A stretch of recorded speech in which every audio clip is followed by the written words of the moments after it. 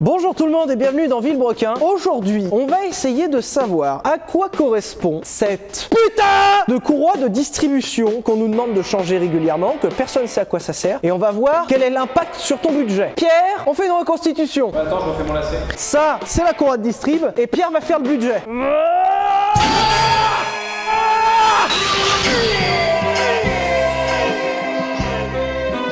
J'ai un trou dans le budget. David et Anthony sont pas là, ils sont partis un petit peu. Tu penses qu'ils valident vraiment ce qu'on est en train de faire chez eux? En vrai, non, mais ils ont pas le choix. C'est vrai qu'ils ont pas le choix. Pas le choix, les gars, vous savez. Bon allez, on va s'excuser, on va dire aux gens d'aller sur benzine.fr si vous cherchez une voiture, ou si vous n'en cherchez pas d'ailleurs, mais que vous cherchez... Surtout quand vous n'en cherchez pas. Qu'il y en a une qui pop dans le feed d'actu Facebook et vous dites mais elle est incroyable cette bagnole, et que vous mettez une enchère, Est-ce et que vous qu'on- finissez avec une merde pareille. Est-ce qu'on refait l'effet de benzine sur ton budget? C'est le même. Hop, désolé, au moins on aura un peu placé benzine.fr. C'est parti!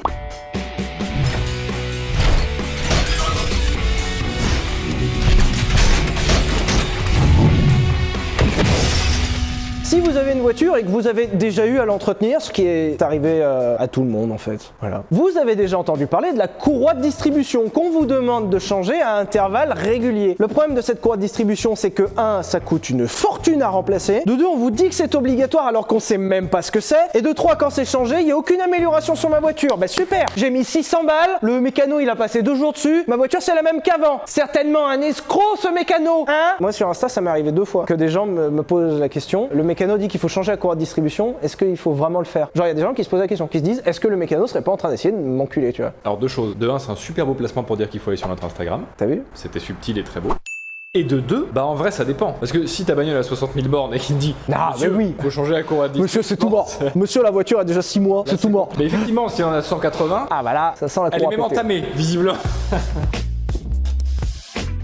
Alors pour comprendre à quoi sert la courroie de distribution, il faut d'abord revenir sur le concept de distribution. C'est logique, hein? On est pas mal chez Villebrequin. La distribution est la partie du moteur qui est au-dessus et qui s'occupe d'administrer l'air et l'essence dans les cylindres. Je vous invite à vous diriger sur la vidéo qu'on a fait il y a 60 ans environ sur le fonctionnement d'un moteur. Nous avons un cylindre qui est une chambre. Un piston monte et descend pour comprimer un mélange d'air et d'essence dans cette chambre. Boum! Je l'ai vu. Tu l'as vu là? Ça c'est le commentaire. Ah, je l'ai vu. Dis juste carburant déjà et pas essence parce que c'est voilà. Et deuxièmement, l'autre qui va dire qu'un moteur ça explose pas et que ça juste combustionne. Ta gueule!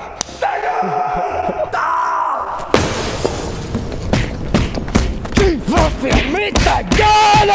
Il se peut que ça m'énerve. Boum, ça repousse le piston active le vilebrequin qui est une manivelle, ça passe par la boîte l'embrayage, les roues et fini. Sauf que cette essence et cet air n'arrivent pas tout seuls dans le moteur, il faut les envoyer et surtout les doser. On peut pas mettre autant d'essence qu'on veut et autant d'air qu'on veut, il faut un mélange qu'on appelle le rapport stoichiométrique qui va être le rapport optimal de combustion. S'il y a trop de carburant ça marche pas, s'il n'y a pas assez de carburant ça marche pas. On a donc une soupape d'admission et une soupape d'échappement qui doivent s'ouvrir en rythme. Et le même rythme que ce putain de piston. Parce que si cette soupape elle reste ouverte pendant que le piston il remonte, eh ben ça marche pas. On appelle ça une salade de soupape, c'est-à-dire que la soupape elle est ouverte, il y a la petite porte qui est ouverte et c'est cassé. Et quand c'est cassé c'est mort. Hein. Je prends le moteur.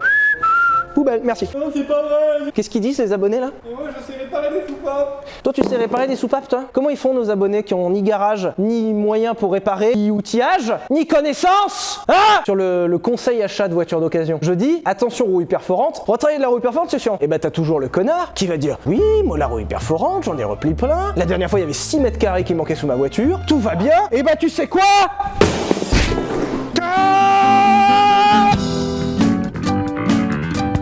Oui, une culasse, ça se change. Oui, des soupapes, ça se répare. Quand tu es master en mécanique, quand t'as 1 mois pour bosser dessus, et quand t'as un garage, et quand t'as l'outillage. On demande à François combien il a mis de temps pour retravailler sa culasse sur sa Hyundai de merde. Culasse de 12 soupapes seulement? Putain! Faites chier! Vous me faites chier!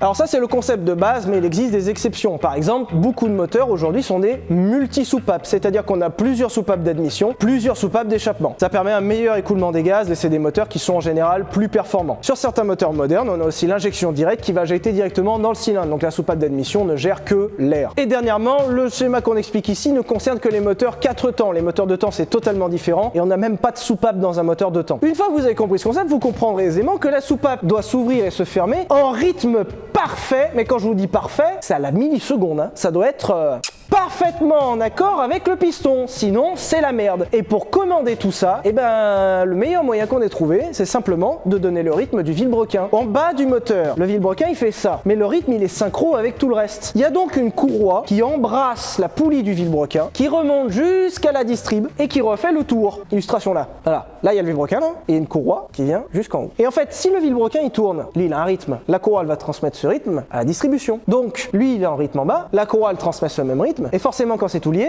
tout est en rythme. Du coup, le vilebrequin, qui a été actionné grâce à la distribution, réactionne la distribution pour actionner le vilebrequin, qui réactionne la distribution pour actionner le vilebrequin, lui-même actionné par la distribution. Oui. Ça ok, pourquoi ça se change? Ah, en fait c'est les Illuminati, ça change jamais.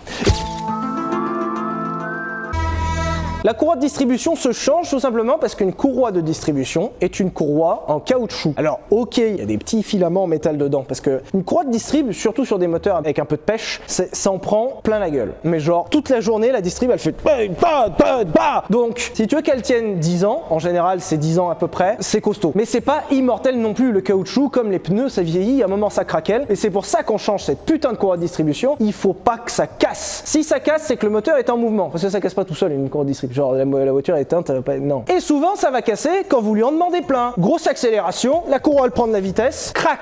Et là le piston va remonter, toutes vos soupapes vont mourir. Et du coup une courroie de distribution qui pète, c'est énormément de frais. Et en général, un moteur qui arrive à la poubelle. Ça coûte plus cher d'enlever la culasse, de refaire la culasse ou d'en trouver une autre, de la remettre, donc changer le moteur. Et si ta voiture vaut déjà plus grand chose, en fait c'est poubelle. Donc la courroie de distrib, faut le faire. Attention, les échéances ne sont pas toutes les mêmes sur les voitures. Ça dépend du moteur, de l'âge du moteur, de la génération du moteur. C'est vraiment unique à chaque voiture. Donc reportez-vous à votre carnet d'entretien. Au pire, vous le tapez sur internet et vous trouverez l'échéance de la courroie de distribution. Vous savez que j'aime bien vous faire des économies parce que je suis moi-même un gros radin. Pire c'est que c'est vrai. Souvent, autant il y a des trucs où ils t'annoncent des échéances mais que ça va. Par exemple, un filtre à air, c'est annoncé souvent changé à chaque révision. En vrai, un coup de soufflette, un coup de pinceau, tu peux le réutiliser une deuxième fois. Voilà. Un filtre à huile, pareil. C'est pas l'optimal, mais pareil. Autant une courroie de distrib, c'est trop risqué et souvent les échéances qu'ils annoncent, c'est les bonnes. Et il y a même certains constructeurs chez qui il y avait des défauts et ça pétait avant. Et là, c'est la merde. Ça coûte pas le même prix sur toutes les voitures, pas à cause du prix de la pièce justement, mais à cause de la main d'œuvre. Souvent, la distribution, c'est la merde à changer. En vrai, c'est chiant. C'est jamais accessible. Il faut quand même avoir un minimum de connaissances parce que si le vilebrequin ou la distrib se décale, quand tu vas redémarrer, tu vas tuer le moteur. C'est vrai que la distribution, si t'es mauvais, tu peux quand tu redémarres le moteur péter le moteur. Parce que si ça s'est décalé pendant que tu faisais ta distrib, parce que t'as pas été bon et que t'as pas fait les bonnes marques, et t'es foiré. Je vous invite d'ailleurs à aller voir la vidéo de François de la chaîne Garage Bagnole Rock'n'Roll. Coucou François, qui est juste un pote qui est très très bon en mécanique et qui s'est cassé la tête à faire une distrib sur sa voiture. Alors lui, il travaille sur un moteur ouvert. Quand t'as le moteur juste là, ça va. Quand t'as le moteur piégé dans la baie moteur, c'est chiant. Et même un mec qui sait faire, galère. Voilà. Donc le prix de la courroie de distrib va souvent être lié en fait à la main d'œuvre et au temps à passer dessus. Il y a rien à faire, mais des fois sur certaines voitures c'est long parce qu'il y a certains constructeurs qui s'amusent à mettre la courroie de distrib genre à l'autre bout, tu vois, là-bas au fond, en bas. Il y a même certaines voitures où il faut sortir le moteur pour faire les distribs, genre certaines Ferrari. Ou si tu veux faire la distribution, soit tous les 4 ans, ouais, ça fait malin. Faut prendre le moteur, le sortir, faire ta distrib et remettre. Coût total de l'opération 3 000 € chez un spécialiste. C'est beaucoup quand même, hein. Souvent on parle de kit distribution, c'est-à-dire on va pas changer la courroie de distrib, on va changer un kit distrib. En fait, ça comprend la courroie, ça comprend un galet tendeur qui est simplement un galet qui vient tendre la courroie, et aussi la pompe à eau. Et c'est là où on arrive un peu plus complexe. C'est qu'en fait la courroie de distrib n'actionne pas que la distribution, elle actionne aussi la pompe à eau. C'est une pompe qui pompe de l'eau pour refroidir le moteur. Et comme c'est un élément vital, on l'a relié à la distribution. Résultat, dans les kits distribution, on propose souvent de changer la pompe à eau puisque ça coûte pas très cher et tant qu'à tout démonter, change au passage la pompe à eau. C'est ce qu'on vend dans les kits distrib et en fait on vend une tranquillité d'esprit. Souvent la pompe à eau est quand même faite pour durer la durée de vie de la voiture. Donc est-ce que c'est nécessaire? Non. Après je comprends l'argument qui veut dire mec j'ai tout démonté, tant qu'à faire je fais aussi la pompe à eau. Ça coûte pas beaucoup plus cher. Si vous avez le budget, en vrai faites-le. Au moins vous êtes tranquille. Parce que si la pompe à eau elle meurt, déjà si vous coupez à temps, vous évitez la surchauffe, c'est bien, mais il faut quand même virer la courroie de distrib. Du coup c'est chiant. Et la courroie de distrib actionne aussi la pompe à carburant qui est une fonction vitale du moteur. Donc ça entraîne aussi ça. À ne pas confondre avec la courroie de distribution, mais la courroie d'accessoire qui est souvent une plus petite courroie non crantée qu'on voit à l'entrée du moteur va être chargée d'actionner d'autres périphériques dans le moteur. Par exemple, ça actionne l'alternateur, la climatisation, la pompe de direction assistée. Donc c'est utile aussi, mais moins. C'est-à-dire que si une courroie d'accessoire elle pète, ça va. Du coup, vous n'avez plus l'alternateur, du coup, vous allez vite mourir. Parce que s'il n'y a plus d'électricité qui rentre dans le moteur, tu vas vite t'arrêter. Mais le moteur ne casse pas. C'est-à-dire une courroie d'accessoire qui pète n'est pas synonyme de mort du véhicule. C'est synonyme de mort de ton trajet, parce que tu vas être en retard, ça c'est sûr. Mais pas mort du véhicule. Ce qui est déjà pas mal, hein. Oh.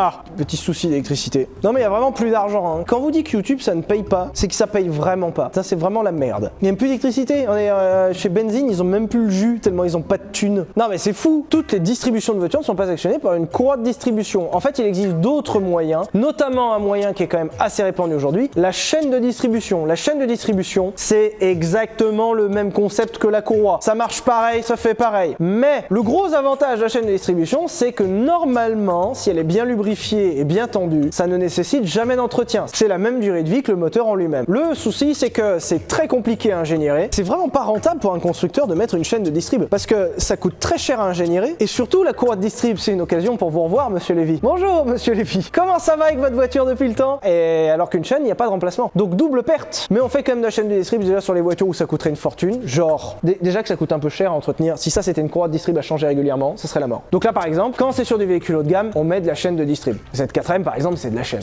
Depuis le début, tu dis changer régulièrement. On est quand même sur de l'échéance à effectivement plus ou moins 10 ans. Oui. Et 150 000 bornes. Oui, effectivement. La plupart des voitures ne verront qu'un seul changement de distrib dans leur vie. Allez, 2. Que effectivement, la plupart, c'est autour de 10 ans. Tu sais, il y a des voitures, c'est dans 6 ans. Hein. C'est pas fou. Hein. 6 ans, 60 000 bornes ou 6 ans, 80 000 bornes, ça fait chier. Hein. L'autre gros problème de la chaîne de distrib, c'est que c'est plutôt bruyant, c'est-à-dire que ça claque un petit peu quand même par rapport à la courroie de distribution. Il se peut que ça donne un caractère plus rugueux au moteur, dans le sens où la courroie étant en caoutchouc, des fois, elle absorbe des vibrations, elle absorbe des distorsions en fait quand on met des grands coups d'accélérateur, ce que ne fait pas la chaîne puisqu'elle est en métal. Et enfin, le gros avantage de la courroie de distrib, c'est qu'elle bouffe pas d'énergie. Une courroie de distrib, c'est pas grand-chose à actionner, c'est que du caoutchouc. Une grosse chaîne de distrib en métal, ça demande beaucoup de puissance et ça fait perdre un peu de puissance au moteur, ça lui fait perdre un peu de rendement. Après, ça fait pas perdre grand-chose, ça permet de moins se prendre la tête sur l'entretien. C'est pour ça que la chaîne de distrib est beaucoup diffusée, c'est parce que c'est quand même un sacré argument de vente. Il existe aussi chez certains constructeurs de la courroie immergée, notamment chez Ford sur les moteurs EcoBoost. C'est une courroie mais lubrifiée, c'est un intermédiaire qui normalement tient la vie de la voiture. Vu que c'est des moteurs assez récents, on n'a pas encore de retour d'utilisation de ça, donc on sait pas. Normalement, c'est fait pour tenir la durée de vie du moteur. Il existait également les cascades de pignons. En fait, c'est simplement un enchevêtrement de pignons qui remonte jusqu'en haut. Et là, je vous le dis, c'est le système de distrib le plus fiable ever.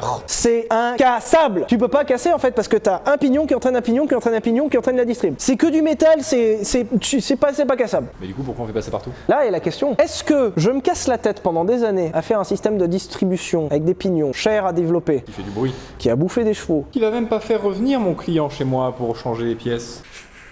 Non, en vrai, la cascade de pignon, c'était pas le top. Effectivement, c'est increvable. À tel point que c'est increvable qu'il y a certaines pièces dans le moteur qui peuvent crever avant ta distribution par pignon. Mais du coup, le meilleur compromis reste quand même la chaîne de distribution où tu as la solidité avec l'efficience, entre guillemets, par rapport à une cascade de pignon. Moralité de l'histoire, renseignez-vous sur l'échéance de votre courroie de distribution et sur votre moteur. Déjà, si vous avez une courroie de distrib, je le dis, c'est pas pour placer Instagram, mais il y a au moins 5 personnes qui m'ont dit: est-ce que la distrib sur la Passat W8 a été faite? Parce que ça te coûtait une fortune quand il faudra le faire, c'est une chaîne, donc il n'y a pas de changement à faire. Se renseigner sur le système de distribution que vous avez est une bonne première chose. Si c'est une courroie, renseignez-vous sur l'échéance dans votre voiture et surtout, c'est un conseil personnel, vous prenez comme vous voulez, ne jouez pas trop avec l'échéance. Si c'est fait dans les temps, c'est très bien. Parce que si ça pète, c'est... Bah, si ça pète, c'est comme cette ampoule, c'est pété, ça ne s'allume plus, c'est foiré.